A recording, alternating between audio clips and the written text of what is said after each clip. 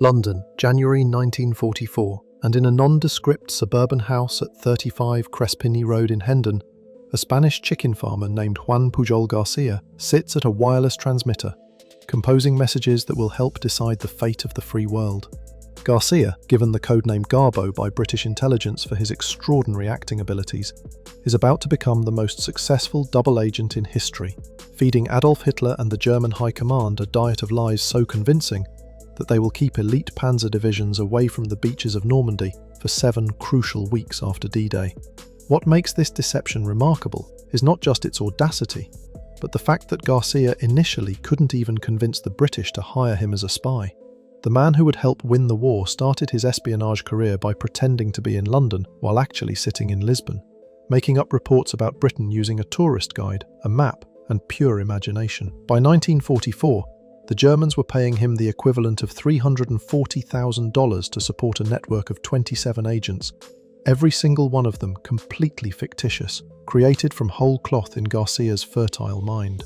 This is the story of Operation Fortitude, the greatest deception operation in military history, where inflatable tanks, fake radio chatter, phantom armies, and one brilliant liar combined to fool Hitler so completely that even after Allied troops landed in Normandy, the Führer remained convinced it was all a diversion.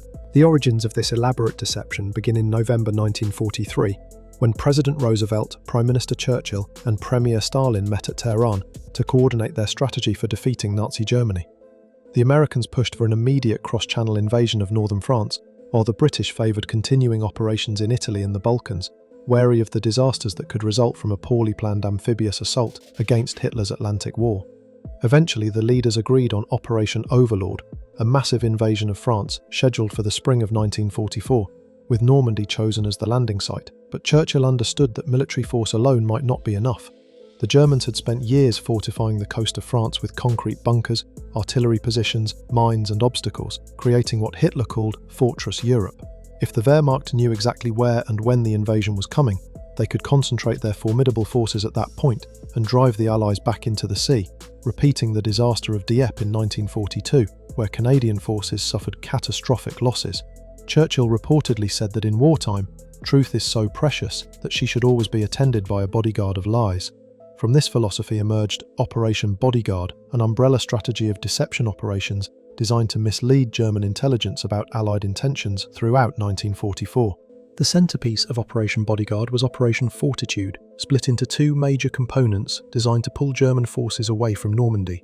Fortitude North aimed to convince Hitler that the Allies planned to invade Norway from Scotland, threatening Germany's northern flank and the vital iron ore supplies from Sweden that fed the Nazi war machine.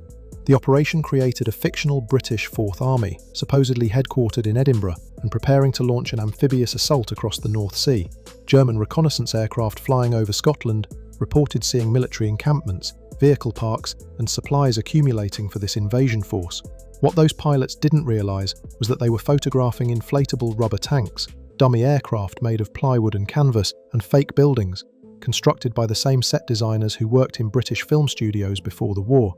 The deception relied heavily on false radio traffic, with British signallers transmitting thousands of messages that simulated the communications of an entire army preparing for combat. Double agents fed reports to the Germans about troop movements in Scotland, unit movements, and preparations for cold weather operations.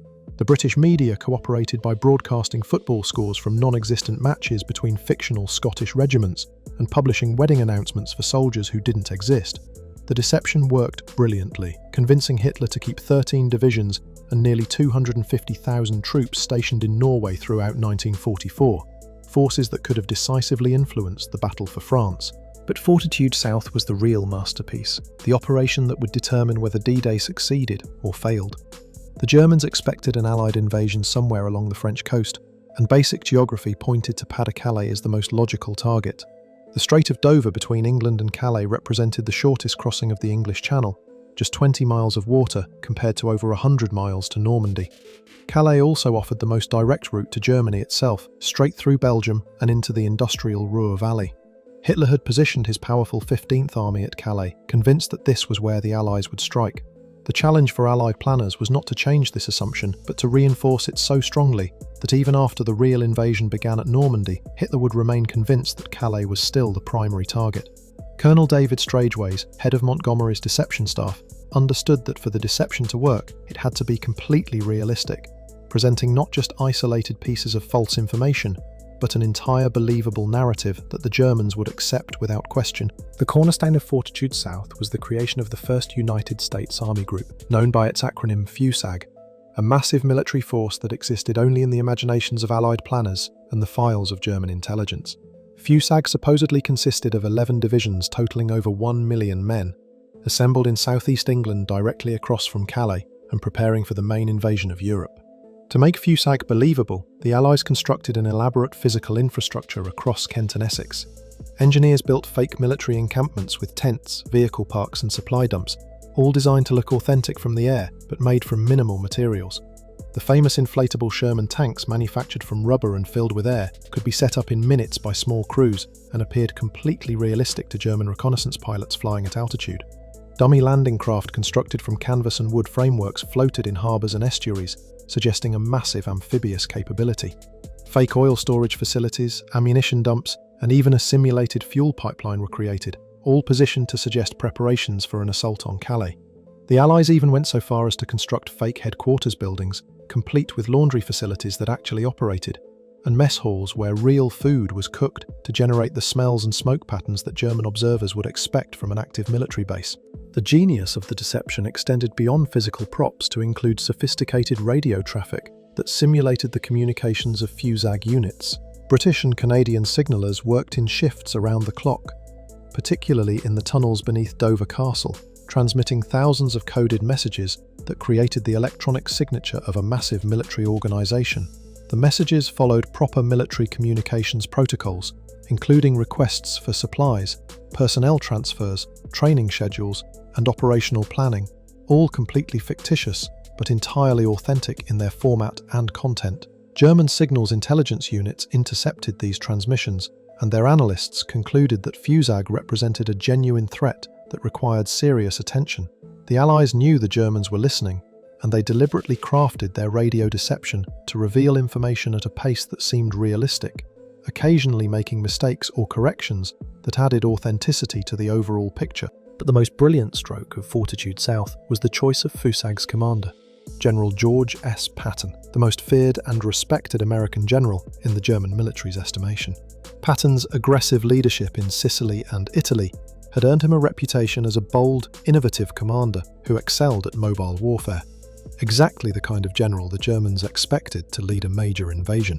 The fact that Patton had been temporarily sidelined after slapping 2 soldiers suffering from battle fatigue made his assignment to FUSAG seem perfectly logical to German intelligence.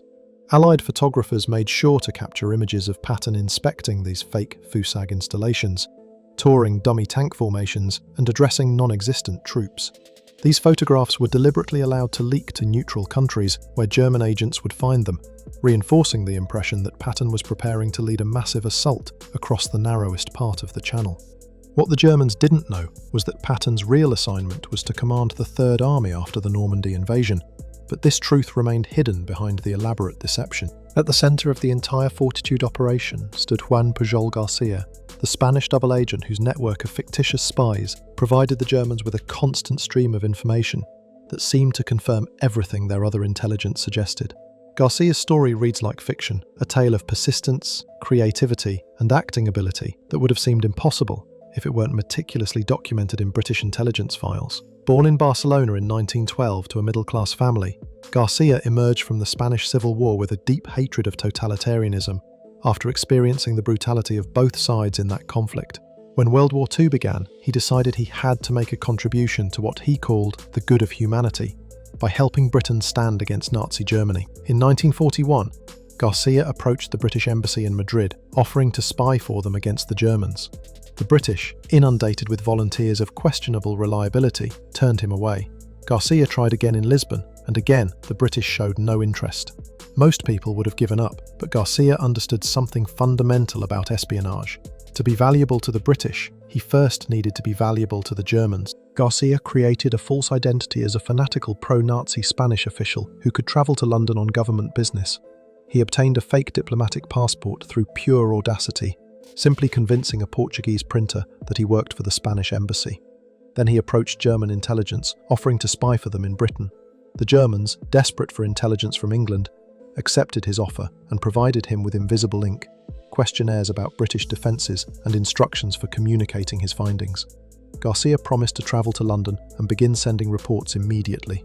Instead, he went back to Lisbon and, using a tourist guidebook, a map of Britain, and a timetable for British trains, began inventing reports about life in wartime London, a city he had never visited and where he didn't speak the language. His early reports contained absurd mistakes that should have exposed him immediately, like claiming that Glaswegian dockworkers would do anything for a litre of wine, or describing Dover as a major port city when it was actually Dover on the south coast. But Garcia's reports arrived with such confidence and detail that German intelligence accepted them as genuine. The breakthrough came when Garcia sent a report about a convoy of British warships and troopships leaving port, painted in Mediterranean camouflage, suggesting preparations for an operation in that theatre. The report was completely accurate, but Garcia had carefully arranged for it to arrive at German headquarters just after the Operation Torch landings in North Africa had already begun. Too late to be useful, but perfectly timed to demonstrate his value as a source. The Germans were delighted, telling him that while his information arrived too late, his reports were magnificent, and he should continue his excellent work. British intelligence, meanwhile, had been monitoring German radio traffic after breaking their codes through the Ultra program, and they kept seeing references to an excellent German agent in London sending detailed reports. When they finally traced these reports back to Garcia and realised he was operating independently from Lisbon, they understood they had found someone extraordinary. In April 1942, Garcia was smuggled out of Portugal to Gibraltar and then to England, where MI5 officers finally met the man whose fictional reports had been captivating German intelligence. British intelligence assigned Thomas Harris, a Spanish-speaking MI5 officer, to work with Garcia as his handler. Harris and Garcia formed an extraordinary partnership, two men who understood the psychology of deception and the art of building an elaborate fiction that would withstand scrutiny. They gave Garcia the codename Garbo, after the actress Greta Garbo, recognising his extraordinary abilities as a performer. Together, working from a house in Hendon that served as both Garcia's residence and his operational headquarters, they created one of the most elaborate deceptions in intelligence history. Garcia's fictional network grew to include 27 separate agents, each with their own detailed background, personality, and speciality. There was Agent 3, a Venezuelan living in Glasgow who supposedly recruited a network of sub-agents. Agent 4 was a Gibraltar waiter working in an officer's mess who overheard military conversations. Agent 7 was a Welsh ex-seaman with contacts in the merchant navy. Garcia even created Agent 7-4, described as a guard in a military supply depot, and Agent 7-7, supposedly a soldier in the 9th Armoured Division. Each of these fictional characters had to behave consistently, report information that fit their supposed access to intelligence, and occasionally make mistakes or fail to deliver information, just as real spies would. The genius of Garcia and Harris was in the content they provided to the Germans through this fictional network. They understood that effective deception requires a careful mixture of truth, lies, and ambiguity, served in precisely the right proportions. Much of what Garcia reported was completely true but militarily useless, like descriptions of civilian rationing, public morale, or military units stationed in areas far from any combat. Some information was genuinely valuable, but deliberately delayed so that it arrived after events had already occurred, maintaining Garcia's credibility while preventing any actual harm to Allied operations. A small amount of information was completely false, but designed to fit perfectly with the larger deceptive narrative that the Allies wanted the Germans to believe. Garcia even occasionally killed off some of his fictional agents, planting obituaries in British newspapers and expressing his grief to his German handlers, who sent condolences and occasionally even death benefits for the families of these agents who had never existed. The Germans never attempted to verify any of this through their own sources, because Garcia's network was so productive that they saw no need to recruit additional agents in Britain. By the spring of 1944, as the real preparations for D-Day reached their final stages, Garcia and his fictional network became the primary channel for feeding the Germans the Fortitude South deception.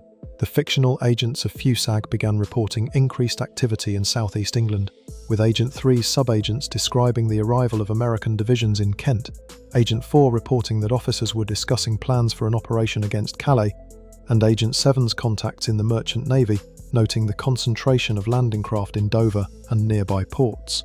Each piece of information by itself seemed like routine intelligence, but together they painted a picture of FUSAG preparing for a major operation.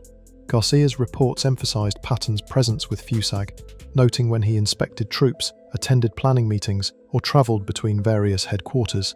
The Germans, receiving confirmation from their own reconnaissance flights of military build-ups in southeast England and intercepting radio traffic that matched Garcia's reports, became completely convinced that Fusag represented a genuine threat, and that the main Allied invasion would indeed target Calais. On the night of June 5th to 6th, 1944, as the largest invasion force in history crossed the English Channel toward Normandy, the final phase of Operation Fortitude began. Allied aircraft dropped thousands of strips of aluminum foil called window across the channel near Calais, creating radar signatures that suggested a massive invasion fleet heading toward Pas de Calais.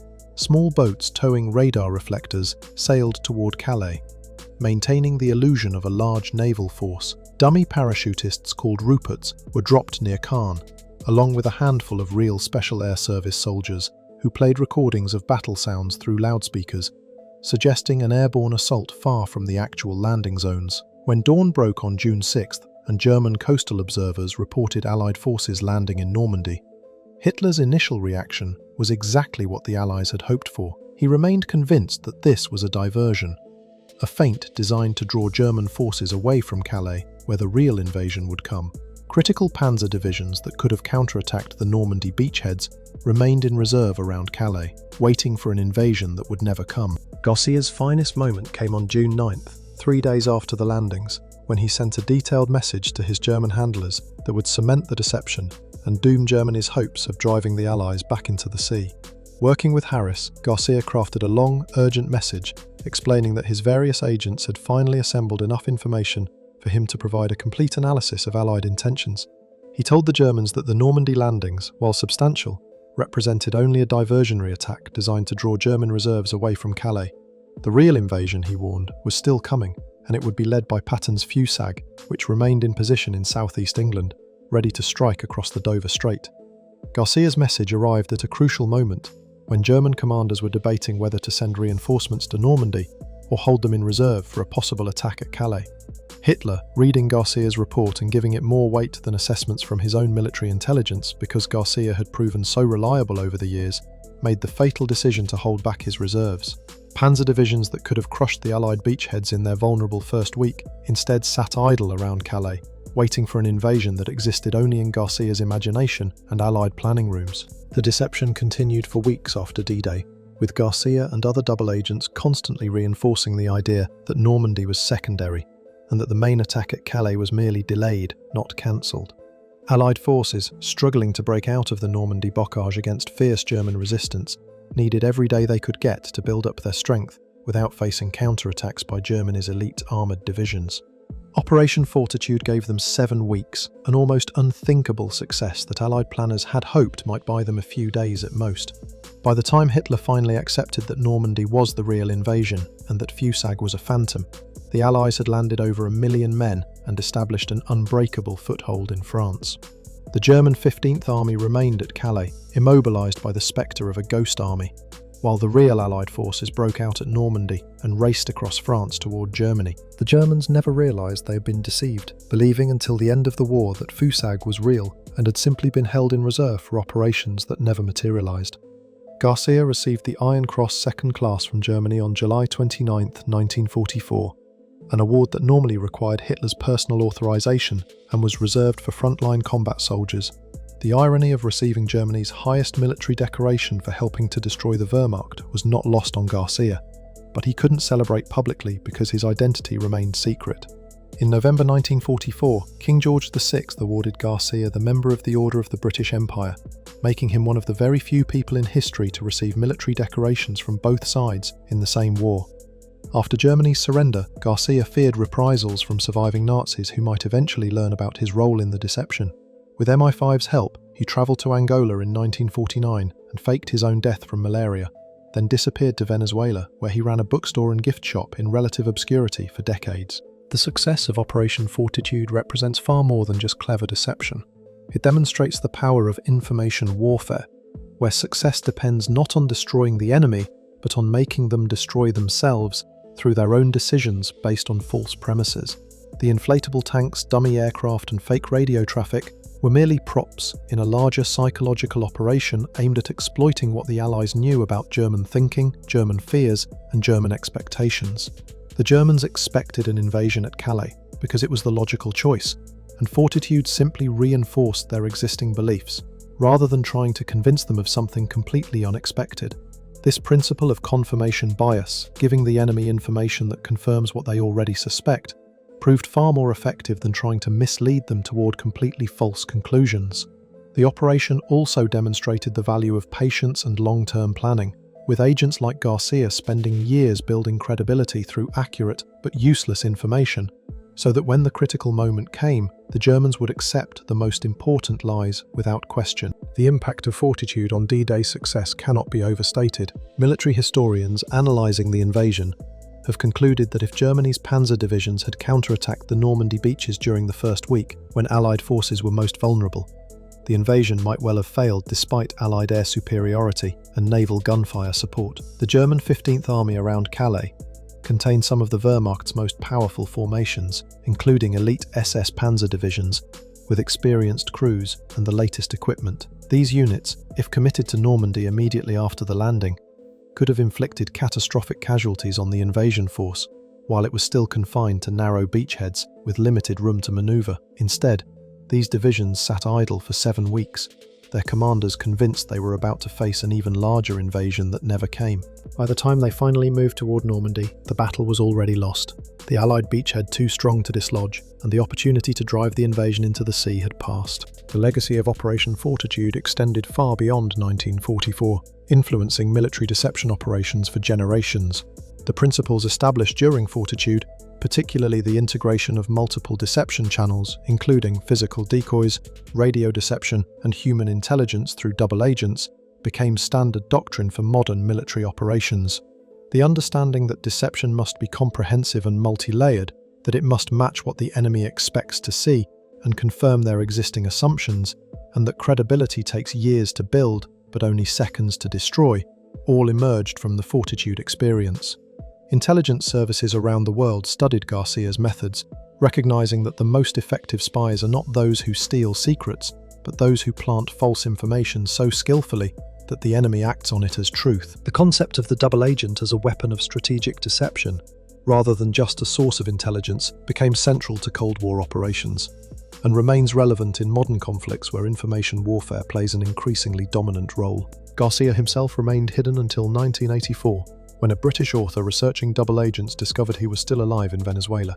Garcia agreed to reveal his identity and travelled to London, where he was finally publicly recognised for his contributions. On the 40th anniversary of D-Day, he visited Normandy and walked among the American veterans who had landed on Omaha Beach. These men, learning who Garcia was and understanding what he had done to help ensure their survival, lined up to shake his hand and thank him. But when Garcia visited the American cemetery above Omaha Beach and saw the rows of white crosses marking the graves of thousands of young men who had died on D-Day despite all the Allies' careful planning, he wept and said simply that he didn't do enough. Garcia died in Venezuela in 1988, taking to his grave secrets about aspects of his operations that remained classified even decades after the war. The story of Operation Fortitude and Juan Pujol Garcia reminds us that warfare is as much about perception and psychology as it is about bullets and bombs. Hitler and the German High Command made their decisions based not on reality, but on what they believed to be true. And the Allies succeeded by carefully crafting that false reality and maintaining it long enough for it to become strategically decisive. The inflatable tanks and dummy aircraft were simply stage props in an elaborate theatrical production, with Garcia as the lead actor and the German intelligence services as the audience, completely convinced they were watching reality when they were actually seeing carefully scripted fiction. In the end, Hitler was defeated not just by the courage of the soldiers who stormed the beaches of Normandy or the industrial might of the Allied nations, but by his own assumptions, his own expectations, and his own willingness to believe what a brilliant Spanish chicken farmer told him through invisible ink and radio transmissions from a house in suburban London. The greatest code that fooled Hitler wasn't Enigma or Ultra, but the simple human code of trust and credibility, carefully exploited by Allied intelligence to turn Germany's own beliefs into weapons that ensured its defeat.